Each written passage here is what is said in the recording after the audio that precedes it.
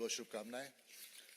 आज हमारे national spokes person Gaurav Bhatia जी एक बहुत ही इंपॉर्टेंट स्कैम्स पे जो दिल्ली जल बोर्ड के हैं उस पे लेके आए हैं।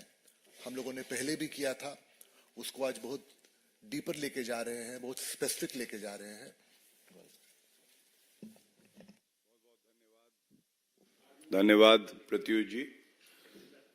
सभी पत्रकार बंधुओं को, सभी देशवासियों को गुरु पूरब की बहुत बहुत शुभकामनाएं।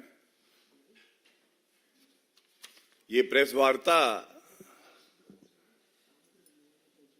शुरू करूं उससे पहले ये जरूर कहूंगा, भ्रष्टाचार का कोई पर्याय है, बेईमानी और घोटाले के लिए कोई जाना जाएगा, लूट खसोट का कोई एक्सपर्ट और कमीशन खोरी में माहिर कोई है तो वो केवल और केवल कट्टर बेईमान पापी आपके कन्वीनर अरविंद केजरीवाल है।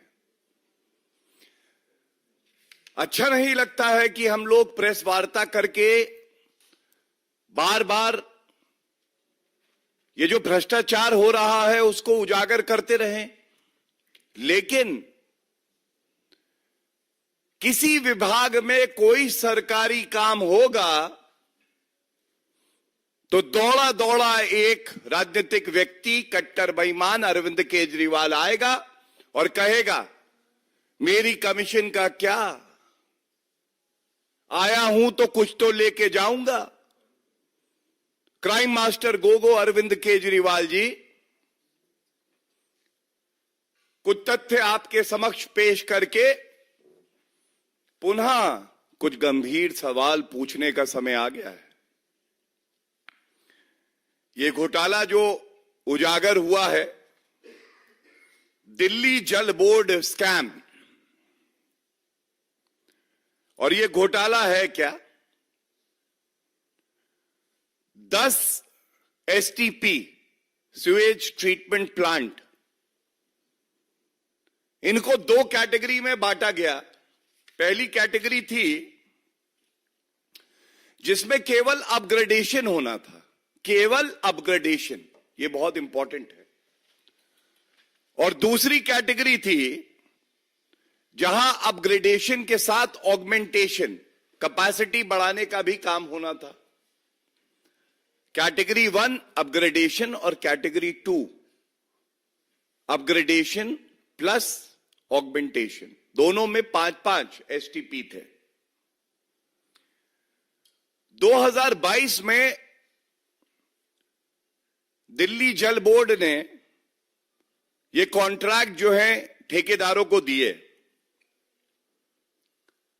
इनकी कुल जो वैल्यू थी, मॉनेटरी वैल्यू, ये 1938 करोड़ के आसपास है।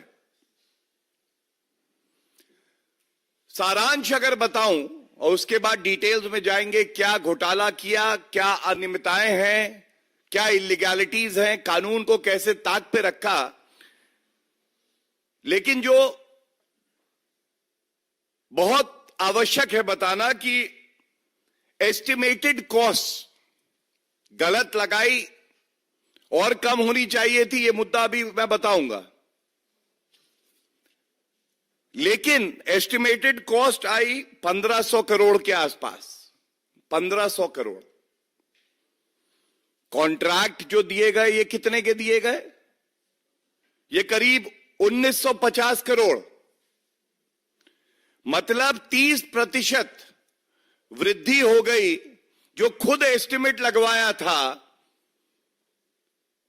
उसके ऊपर 30% वृद्धि करके कॉन्ट्रैक्ट दे दिए गए। यह चिंताजनक है।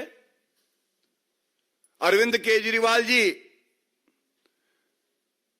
आपने तो एक भ्रष्टाचार के सबसे बड़े कलाकार बनके एक और घोटाला कर डाला। If there is a politician who's mastered the art of corruption, deceit, lies, commission, it is Arvind Kejriwal. I repeat, one politician of India who's mastered the art of corruption, deceit, lies, commission, it is Arvind Kejriwal. कोई सरकारी काम मेरे पास आना चाहिए, घोटाला होगा 100% guarantee है। अरविंद केजरीवाल की गारंटी यह है कि अगर कोई सरकारी काम आएगा तो उसमें भ्रष्टाचार और कमीशन खोरी तो वो करेंगे ही करेंगे। इस मंच से मैं पूछना चाहता हूं अरविंद केजरीवाल जी, मैं जानता हूं भ्रष्टाचार करने के आप पीएचडी होल्डर हैं, तो भारतीय जनता पार्टी भी वो स्कूल मास्टर है जो ईमानदारी से जनता के मुद्दे उठाती है। हम गलत हैं तो जनता हमें बख्शेगी नहीं, और अगर जो सवाल मैं उठा रहा हूं इनमें से किसी एक का उत्तर आप दे दें तो मैं समझता हूं कि जिस पारदर्शिता की, ईमानदारी की बात करके आप राजनीति में आए थे, जनता को भी लगेगा कि हां, क्राइम मास्टर गोगो कट्टर बेईमान अरविंद केजरीवाल कुछ तो गुण रखता है। पहला, 10 एसटीपी अपग्रेडेशन और ऑगमेंटेशन होने थे, और ये सरकारी नियम है। सीपीडब्ल्यूडी की मैनुअल कहती है कि डीपीआर, डिटेल्ड प्रोजेक्ट रिपोर्ट, बनना आवश्यक है। तो पहला प्रश्न यह है अरविंद केजरीवाल जी, 10 का अपग्रेडेशन और ऑगमेंटेशन होना था, आपने कितनी डीपीआर बनवाई? 10 बननी चाहिए, मुश्किल गणित तो है नहीं। लेकिन कट्टर बेईमान अरविंद केजरीवाल ने 2 ही डीपीआर बनवाई। 2 डीपीआर, वो भी जहां पे एस्टिमेट और प्राइस बढ़ा दिया, और उनको 10 के 10 जो प्रोजेक्ट्स थे उन पे लागू कर दिया, और यहां पे भी घोटाला करा। यहां क्या घोटाला करा? मैंने आपको बताया कैटेगरी 2 में अपग्रेडेशन और ऑगमेंटेशन दोनों है। एक साधारण व्यक्ति भी ये जान जाएगा कि अपग्रेडेशन केवल होगा तो कॉस्ट कम होगी, और अगर दोनों है तो कॉस्ट ज्यादा होगी। अरविंद केजरीवाल इतने बड़े घोटालेबाज हैं, भ्रष्टाचारी पेट इनका भरता नहीं है। इन्होंने कैटेगरी 2 का जो एस्टिमेट लिया था वही कैटेगरी 1 पे भी लागू कर दिया। मतलब एस्टिमेट आया कि हम अपग्रेड भी करेंगे एसटीपी को, सुएज ट्रीटमेंट प्लांट को, और साथ साथ ऑगमेंट करेंगे, कैपेसिटी भी बढ़ाएंगे। अरविंद केजरीवाल ने मौका पाया भ्रष्टाचार करने का। उन्होंने कहा कि अगर अपग्रेडेशन और ऑगमेंटेशन की कॉस्ट ज्यादा है और ये मैं सब पे लगा दूंगा, और 5 एसटीपी ऐसे हैं जहां ऑगमेंटेशन होना नहीं, तो जो टेंडर का कॉन्ट्रैक्ट का रकम है वो बढ़ जाएगी। जब रकम बढ़ेगी तो वसूली अपने आप ज्यादा हो पाएगी। तो अरविंद केजरीवाल जी ये बताइए, ये कैटेगरी 2 के जितने प्लांट थे, इनका एस्टिमेट कैटेगरी 1 पे आपने क्यों लागू किया? ये तो बड़ा व्यापक सवाल है, सब जानना चाहते हैं। तीसरी बात, सर्वोच्च न्यायालय के जजमेंट है, पेशे से मैं वरिष्ठ अधिवक्ता हूं, बड़ी जिम्मेदारी से आप कहता हूं, जहां भी सिंगल कोटेशन आता है, सिंगल कोटेशन में आप दोबारा से टेंडर फ्लोट करेंगे, सिंगल कोटेशन जो है वो मान्य नहीं होता क्योंकि कंपेटिटिव बिड नहीं आ पाती। जिस एजेंसी ने एस्टिमेट बनाए वो एनजेएस इंजीनियर्स प्राइवेट लिमिटेड है। इनका जो कंसल्टेंसी वर्क था ये भी सैटिस्फैक्टरी नहीं था, मतलब ठीक नहीं था। ये बिंदु भी आ चुके हैं सामने, और उसके बाद भी सिंगल कोटेशन इनका था और इनको एस्टिमेट बनाने का काम दे दिया। अब याद करिए शराब घोटाले में क्या हुआ था। एक आपको याद होगा बब्बर एंड कंपनी थी, जब मैंने कहा था गब्बर एंड बब्बर दोनों भ्रष्टाचार कर रहे हैं। ये जो कंसल्टेंसी की कंपनियां आती हैं ये पहले से ही मिली भगत होती है। अगर आप अरविंद केजरीवाल को जानते हैं भ्रष्टाचार करने के लिए, उसके जय और वीरू की जोड़ी बना सकते हैं तो आपको काम मिल जाएगा, वरना नहीं मिलेगा। तो ये हमारा एक सवाल है कि इनको ही आपने दिया, इनका काम तो पहले से ही सैटिस्फैक्टरी नहीं था। और देखिए ये बात बहुत चिंताजनक है, बहुत ही महत्वपूर्ण बिंदु है। शराब घोटाला अरविंद केजरीवाल, दिल्ली के लिए बस लानी थी, घोटाला हो गया अरविंद केजरीवाल। बच्चों को क्लासरूम देने थे, टॉयलेट्स को क्लासरूम बताते हैं, क्लासरूम घोटाला कर डालते हैं। जो अपने परिवार की कसम लेके कहते हैं कि मैं बड़ा बंगला सरकारी नहीं लूंगा, शीश महल घोटाला कर देते हैं। और आज दिल्ली जल बोर्ड घोटाला हो गया। तो अरविंद केजरीवाल जी यहां पे भी जो खबर आई है, और हमारे दिल्ली इकाई के प्रदेश अध्यक्ष वीरेंद्र सचदेवा जी ने एलजी साहब को एक बड़ी विस्तार में चिट्ठी लिख के सारे बिंदुओं को रखा है। उन्हीं में से कुछ बिंदुओं को मैं आपके समक्ष रख रहा हूं। और बड़ी चिंता की बात है कि कार्टेलाइजेशन का मतलब कि कोई ईमानदार ठेकेदार अंदर ना घुस जाए और मेरा साथी भ्रष्टाचारी ठेकेदार बाहर ना रह जाए, इस तरह से आप बिड्स इनवाइट करें। तो यहां पे भी पाया गया है कि कार्टेलाइजेशन करके ही ये ठेके दिए गए हैं। और एक बात, सवाल और आपसे अरविंद केजरीवाल जी पूछ लेते हैं। मैंने अपने विधिक जीवन में प्रैक्टिस करते हुए तमाम ऐसे कॉन्ट्रैक्ट देखे हैं जहां L1 ने कहा 100 रुपए, सरकार ईमानदार है, भाजपा की है, तो वो L1 मतलब लोएस्ट बिडर को बुलाती है और कहती है 100 रुपए कहा है, नेगोशिएट करके उसको 90-80 बना देती है, जनता के 10-20 रुपए बच जाते हैं। अरविंद केजरीवाल जी का मैकेनिज्म देखिए। L1 ने कॉन्ट्रैक्ट दिया, L1 ने अपनी बिड पेश करी 392 करोड़ की, 392 करोड़।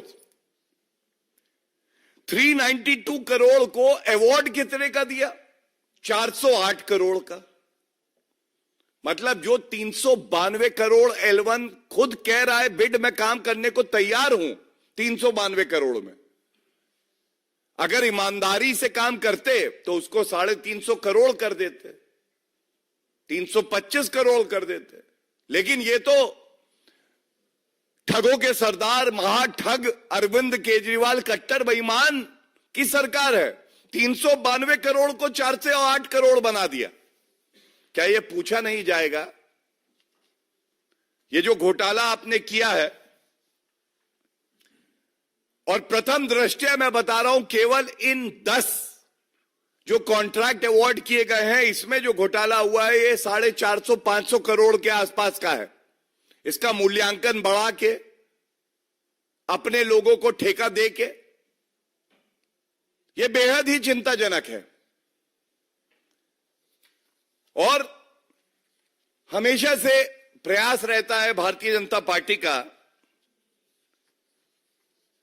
जिस पृष्ठभूमि में अरविंद केजरीवाल भारतीय राजनीति में आए और बड़े बड़े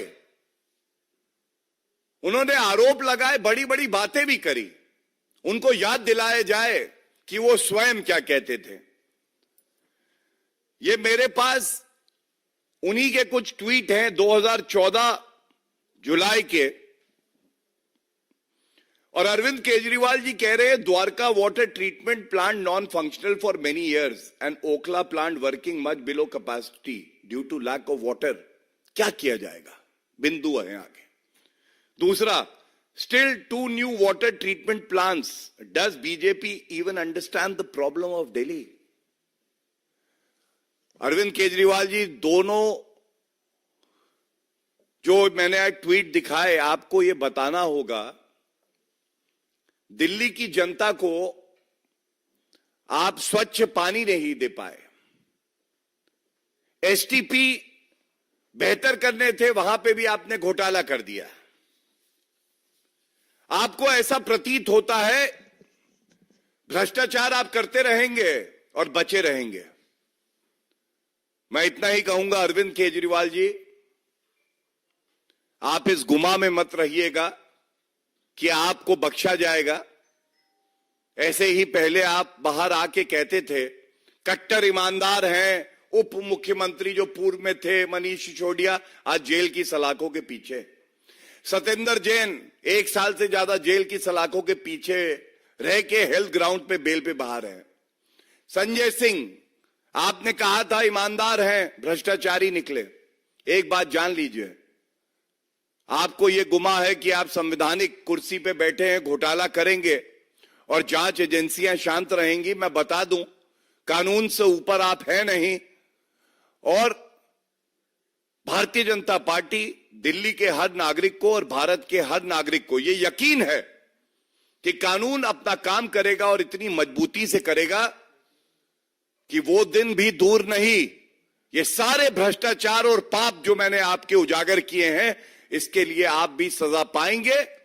जेल की सलाखों के पीछे जैसे कोई और भ्रष्टाचारी होता है, अरविंद केजरीवाल भी होगा। इस यकीन से यह प्रेस वार्ता हम लोग यहां कर रहे हैं।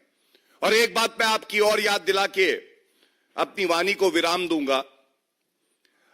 यह आपकी राजनीति है 2012 और 13 की कि अगर किसी व्यक्ति पे आरोप लगे तो उसको तुरंत इस्तीफा दे देना चाहिए, जब तक कि उसका नाम और उस पर जो कालिक लगी है वो हट ना जाए और वो निर्दोष साबित ना हो जाए।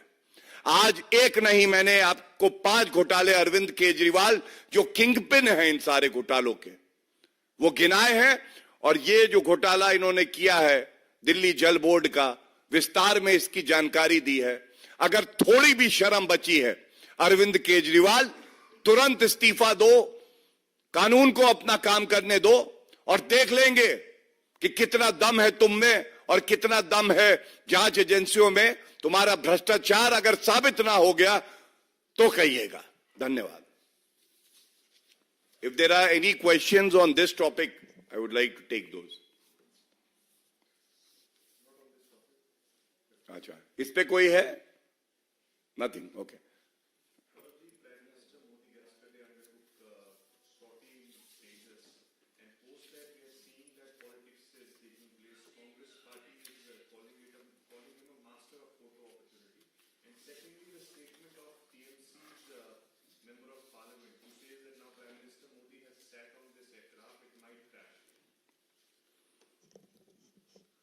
So,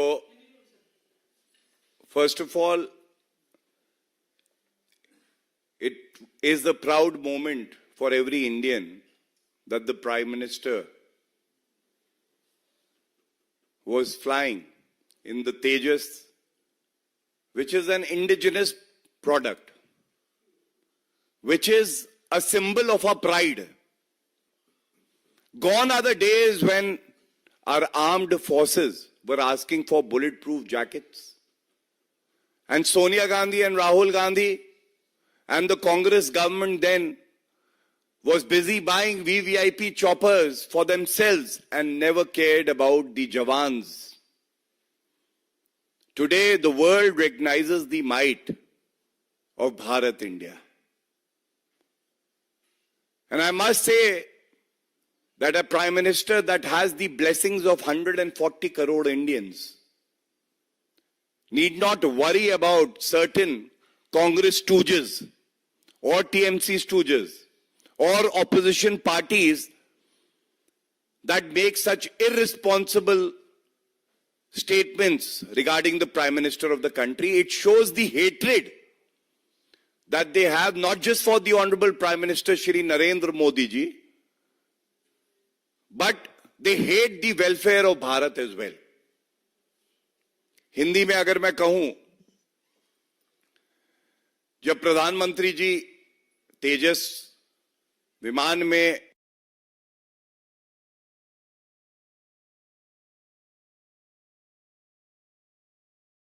निर्मित जहाज है, और जो लोग आलोचना करते हैं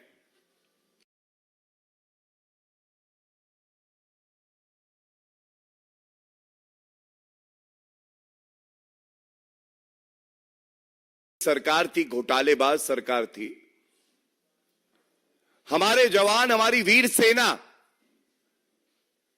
अपने प्राण न्यौछावर करने के लिए तैयार थी, लेकिन प्राण की रक्षा के लिए बुलेट प्रूफ जैकेट मांगती थी। तो गांधी परिवार वीवीआईपी चॉपर खरीदने में लगा था, क्योंकि उनकी कमीशन आनी थी। आज भारत के पास अति आधुनिक लड़ाकू विमान भी हैं, बुलेट प्रूफ जैकेट भी हैं, राफेल भी हैं, अपाचे भी हैं, चिनूक भी है, S-400 एंटी मिसाइल सिस्टम भी है। और जो कुछ विपक्षी दल हैं, चाहे कांग्रेस हो, टीएमसी हो, मुझे आपने बताया कि उन्होंने कहा कि ये विमान क्रैश हो जाता, तो मैं इतना ही कहूंगा, जिस प्रधानमंत्री को 140 करोड़ भारतीयों की दुआएं हो, आशीर्वाद हो, ये जो हमेशा नकारात्मक राजनीति करने वाले विपक्षी दल और उनके लीडर हैं, ये लोग क्या नुकसान पहुंचाएंगे। भारत आगे बढ़ रहा है और आगे बढ़ता रहेगा। गौरव का पल था गांधी परिवार के, कांग्रेसियों के, टीएमसी के नेताओं के। छाती पे सांप लौट रहे थे, यही सांप इन्हें डसेंगे, इनका जहर ही इनका अंत करेगा। ये बात हमें बिल्कुल पता है। Anyone else? कोई और सवाल?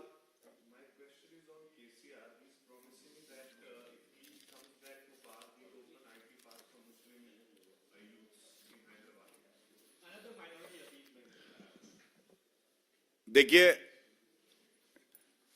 तुष्टीकरण की राजनीति,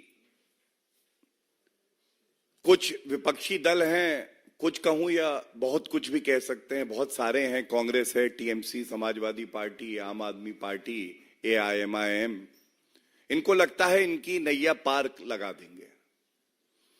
लेकिन जो मूल मंत्र देश के यशस्वी प्रधानमंत्री नरेंद्र मोदी जी ने जनता को दिया है, सबका साथ, सबका विकास, सबका प्रयास, सबका विश्वास, उसके आगे तुष्टीकरण की राजनीति बहुत बौनी है। और मैं इतना ही कहूंगा कि बीआरएस जाने वाली है, कितना ही तुष्टीकरण क्यों ना कर ले। आप चाहे कांग्रेस का मैनिफेस्टो उठाइए या बीआरएस का उठाइए, पूरा एक एक चैप्टर है तुष्टीकरण पे। एक, धर्म के लोगों को विशेष लाभ, बहुसंख्यक लोगों की कोई चिंता नहीं। यह कहना गलत नहीं होगा कि बहुसंख्यक हमेशा सकारात्मक राजनीति में विश्वास करते हैं, और नरेंद्र मोदी जी के नेतृत्व में अब बहुसंख्यक भी अपनी ताकत जान गए हैं। जिस दिन चुनाव के परिणाम आएंगे, तुष्टीकरण की राजनीति करने वाले माइक्रोस्कोप और मैग्नीफाइंग ग्लास दोनों का इस्तेमाल भी आप करेंगे तो मिलेंगे नहीं। इनका सूपड़ा साफ होने वाला है, और तुष्टीकरण की राजनीति का अंत भारतीय जनता पार्टी ही करेगी। हम लोग अग्रसर हैं और हमें विश्वास है देश का हर नागरिक वो विश्वास रखता है सशक्तिकरण की राजनीति में, तुष्टीकरण की राजनीति में नहीं। धन्यवाद।